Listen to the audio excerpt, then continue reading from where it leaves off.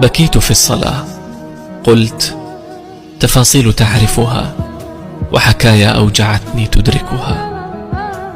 نبشت قلبي ففاض لساني، أشرت إلى قلبي وأخبرتك أن الحمل ثقيل. سألتك العوض وأن تنتصر للحلم الذي بداخلي. توسلت إليك بأسمائك وأعظم صفاتك أن تزدني قوة.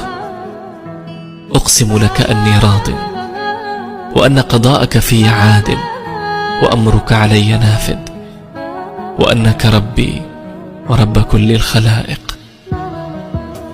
أريد أن يحبني الله، إنها الرغبة الأكيدة التي ستضمن لي حب الحياة. فاللهم حبك، واجعل ملائكة السماء من حبك تحبني، فلا الأرض موطني ولا أهل الأرض غايتي.